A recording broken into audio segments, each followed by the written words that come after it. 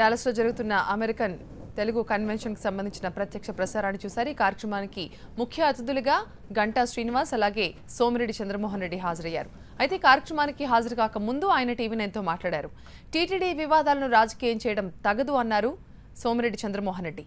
ప్రత్యేక హోదా ఇవ్వకుండా రాష్ట్రానికి అన్యాయం చేసిన బీజేపీ 2019 ఎన్నికల్లో ఏ పార్టీతో కూడా పొత్తు పెట్టుకుంటుందో బీజేపీయే తేల్చుకోవాలన్నారు. డాలస్ లో ఏటీసీ కన్వెన్షన్ సెంటర్ కి హాజరైన సందర్భంగా ఆయన టీవీ9తో ముచ్చటించారు.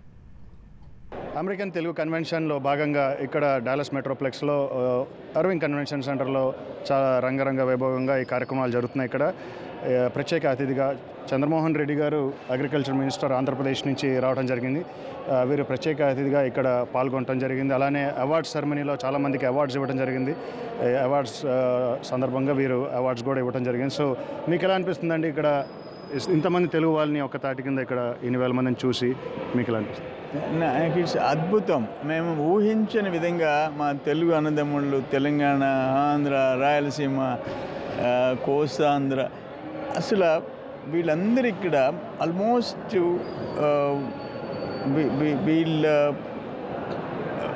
అమెరికా ఆంధ్ర వాళ్ళు లేకపోతే తెలుగు వాళ్ళు లేకపోతే అమెరికా లేదనేంత పరిస్థితి నేను చూస్తూ ఉంటాను. నాకు నిజంగా చాలా సంతోషం. ఇంత హార్డ్ వర్కింగ్, ఇంత కెపాసిటీ, ఇంత క్యాలిబర్, ఇంత పర్ఫార్మెన్స్ మా తెలుగు బిడ్డలు వచ్చి ఇక్కడ చేస్తున్నారంటే నిజంగా నాకు చాలా సంతోషం.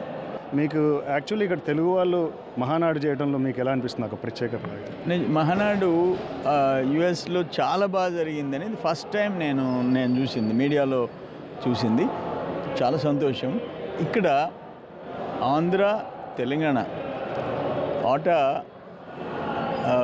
తెలుగు అసోసియేషన్ అందరికి సంబంధించి తెలంగాణ అమెరికన్ అసోసియేషన్ రెండు కలిపి మేమేమంటామంటే ఒకవేళ రాష్ట్రాలు విడిపోయినా తెలుగు వాళ్ళందరూ ఒకటిగా ప్రపంచంలో తెలుగు వాళ్ళకి ఒక ప్రత్యేకమైన గుర్తింపు ఏ దేశంకైనా పోండి. నేను కూడా కొన్ని కంట్రీస్ పోతే సింగపూర్ పోయినా, మొన్న అయోవాకి పోయినా, లేదా మలేషియాకి పోయినా, ఎక్కడికి పోయినా తెలుగు వాళ్ళు కీ రోల్ ప్లే చేస్తున్నారు. అందుకని ఈరోజు ఇక్కడ తెలంగాణ అండ్ ఆటా రెండు కలిపి మొత్తం టోటల్ కంబైన్డ్ ఆంధ్రప్రదేశ్ వాళ్ళందరూ ఇక్కడ ఇది ప్రోగ్రామ్ ఆర్గనైజ్ చేస్తున్నారు. నిజంగా నాకు చాలా సంతోషం. ఈరోజు ఇక్కడ American Telugu association and Telangana American Telugu association ఇద్దరు కలిపి ప్రోగ్రామ్ చేయటం, దాంట్లో నేను పార్టిసిపేట్ చేసే మహద్భాగ్యం నాకు కలగటం నిజంగా నాకు సంతోషం. ఇప్పుడు మీరు అగ్రికల్చర్ మినిస్టర్గా ఉన్నారు. మీ పక్క రాష్ట్రంలో అంటే ఎస్పెషల్లీ తెలంగాణలో మనం చూస్తే ఈ మధ్య 4,000 రూపాయలు ఇవ్వటం అనేది ఒక కొత్త కార్యక్రమం మొదలుపెట్టారు. దానివల్ల మీరు ఏమైనా అనుకుంటున్నారా? ఏదైనా కాంపిటీషన్ లాగా మీరు కూడా ఒక కొత్త పథకంతో వస్తే బాగుంటుందని, లేదా ఏదైనా వెల్ఫేర్ లాగా ఇంకో ఇన్నోవేటివ్ థాట్స్ ఏమైనా ఉన్నాయా స్ట్రాటజిక్గా? మా పూర్వాశ్రమంలో మా మిత్రుడు ఈరోజు అక్కడ ముఖ్యమంత్రిగా ఉన్నాడంటే నాకు సంతోషం. కేసీఆర్ గారు, నేను ఒకే బెంచ్లో, ఆయన చంద్రశేఖరరావు, నేను చంద్రమోహన్ రెడ్డి ఇద్దరం అసెంబ్లీలో 99 ఎలక్షన్స్ వరకు మేము ఇద్దరం కలిసి ఉన్నాం. అక్కడ వాళ్ళు ఎంత చేస్తే రైతులకి నేను సంతోషపడతా. బట్ సేమ్ టైం హైదరాబాద్ ఉండి వాళ్ళు చేసేదానికి, హైదరాబాద్ లేకుండా రెవెన్యూ లోటులో వాళ్ళు ₹1,00,000 డెట్ రిడెంప్షన్ ఇస్తే మేము 1,50,000 వరకు ఇచ్చాం. ఇంకా 8,100 కోట్లు మేము ఇంకా రైతులకు ఇవ్వాలా.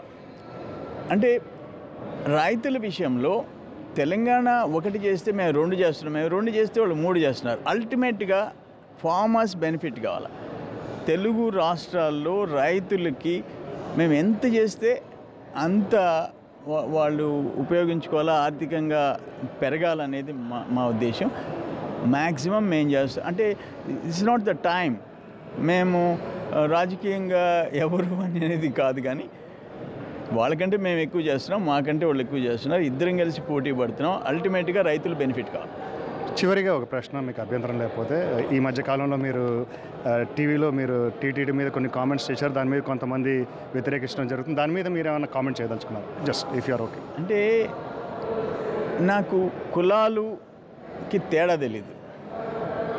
నిజంగా చెప్పాలంటే ఒక వ్యక్తుల్ని టార్గెట్ చేసినప్పుడు, ఆ వ్యక్తులు కొంతమంది పార్టీలని టార్గెట్ చేసినప్పుడు, వాళ్ళ వెనక ఎవరైనా ఉన్నప్పుడు వాళ్ళ గురించి ఎమోషనల్గా వెంకటేశ్వర స్వామి అనే దాంట్లో వచ్చిందే తప్ప బ్రాహ్మణ కులము, రెడ్డి, కమ్మ, బీసీ, ఎస్సీ, ఎస్టీ నాకైతే వ్యక్తిగతంగా తేడాలు అయితే తెలియవు. బట్ ఇది ఆ వర్గాలకి, కులాలకి, వాటికి వర్తింపజేసుకోవటం ఇట్స్ అన్ఫార్చునేట్ అనేది నా ఉద్దేశం.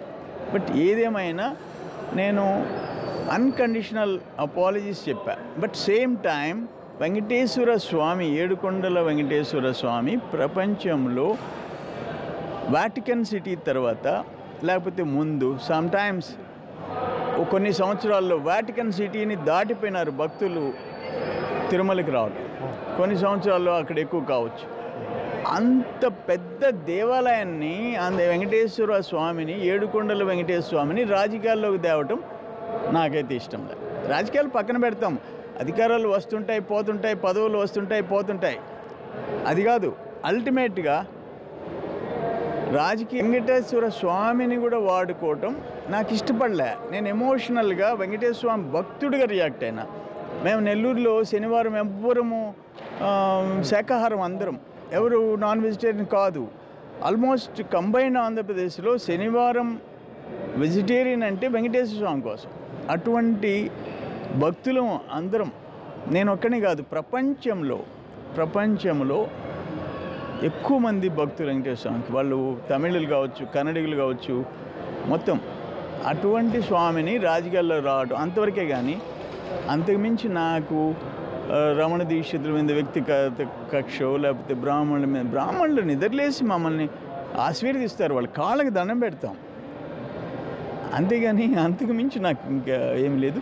ఏదేమైనా దయచేసి స్వాముల్ని, దేవుళ్ళని రాజకీయాల్లో లాక్కుండా, హిందూ మతం, ఏ మతాలు నాకైతే లేదు. వండర్ఫుల్ అండి. ఫైనల్గా 2019లో మీ స్ట్రాటజీ ఎలా ఉండబోతుంది? మీరు మన పవన్ కళ్యాణ్తో జతగట్టే అవకాశాలు ఉన్నాయా? లేదా చాలామంది అంటూ ఉంటారు పవన్ కళ్యాణ్ సహాయంతో లాస్ట్ టైం మీరు గెలిచారంటారు, ఆయన లేకుండానే మీరు ఈసారి గెలుస్తారని ఒక ధీమా ఉందా? ఒకవేళ మీరు గెలిచారే అనుకోండి, సెకండ్ క్వశ్చన్, సెంటర్లో కనుక మీకు ఏదో ఒక పార్టీ మీద డిపెండ్ అవ్వాలి, కాంగ్రెస్ కానీ బీజేపీ కానీ, అక్కడ how does your strategy works? అంటే పవన్ కళ్యాణ్ గారు సినిమా హీరోగా నాకు ఇష్టం. బీజేపీ గతంలో ఉన్న వాళ్ళందరినీ ఇష్టపడేవాళ్ళం. మోడీ గారు ప్రధానమంత్రి కావాలని కోరుకున్న వాళ్ళం. వాళ్ళతో కలిసి ఎలక్షన్స్లో ప్రయాణం చేశాం 4 సంవత్సరాలు. బట్ అమిత్ షా గారు, మోడీ గారు రాష్ట్రానికి నష్టం చేసిన తర్వాత తిరగబడ్డాం, దేశంలో తిరగబడ్డాం. తెలుగు వాళ్ళే ధైర్యంగా ప్రధానమంత్రి లోక్సభలో ఎదురుగా ఎంపీలు తిరగబడ్డారంటే, గుండెలు ఎదురుగా పెట్టారంటే తెలుగు వాళ్ళు. చంద్రబాబు నాయుడు గారు ఢిల్లీ పోయారంటే తెలుగు వాళ్ళు. కర్ణాటకలో ఒక లెసన్ టీచ్ చేశారంటే తెలుగు వాళ్ళు. నేను ఇప్పటికి కూడా నేనేం చెప్తున్నానంటే, రేపు ఎలక్షన్స్లో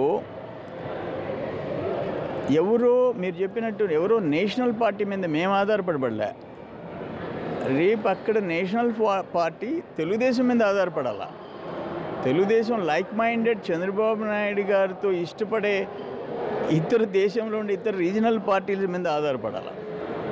అంతేగాని రీజనల్ ఏ రాష్ట్రంలో ఎవరైతే కేంద్రానికి విరుద్ధంగా ఉంటారో వాళ్ళని సప్రెస్ చేస్తాం, వాళ్ళ అంతు చూస్తాం, వాళ్ళ మీద ఇన్కమ్ ట్యాక్స్ రైడ్లు చేస్తాం, వాళ్ళని జైలుకి పంపిస్తాం అనే పద్ధతి ఇండిపెండెంట్ 70 years ఇండిపెండెంట్ ఇండియాలో ఈ దేశంలో ఫస్ట్ టైం చూస్తున్నాం.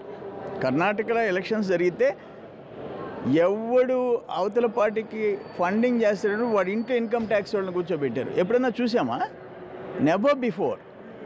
మేము కలిసి ప్రయాణం చేయాలనుకున్న వాళ్ళు మేమే హర్ట్ అవుతున్నాం. ఇంక మిగతా వాళ్ళ సంగతి ఏంది? బీహార్లో ఏమైంది? నితీష్ అండ్ లలు కలిసి పోటీ చేసి ఓడిపోయిన బీజేపీ లలుని జైలుకి పంపించి నితీష్ పక్కన పోయి కూర్చున్నారు. న్యాయమా అంటుండా నేను. ఏమైపోయింది? నిన్న జరిగిన బై ఎలక్షన్ రిజల్ట్స్ ఏమైంది దేశంలో? ఒక లెసన్. అయ్యా అమిత్ షా అండ్ మోడీ, మీరు మీ పరిధుల్లో మీరు ఉండండి అని చెప్పేసి కర్ణాటక దగ్గర నుంచి ఆంధ్ర దగ్గర నుంచి ఒక మెసేజ్ ఇచ్చే పరిస్థితికి వచ్చారు. కానీ మేమేమంటామంటే కోఆపరేటివ్ ఫెడరల్ సిస్టంలో రాష్ట్రాలను స్వతంత్రంగా బతకనివ్వండి అంటున్నాం. That's all. Me me me seat మేము కావాలని కోరుకోవటంలే, మోడీని కిందకు దోయాలని మేము కోరుకోవటం. బట్ ఎవడు బతకూడదు అనేది మాత్రం కరెక్ట్ కాదు. వండర్ఫుల్ అండి. Thank you very much for your time and it's pleasure to have you here. Thank you very much.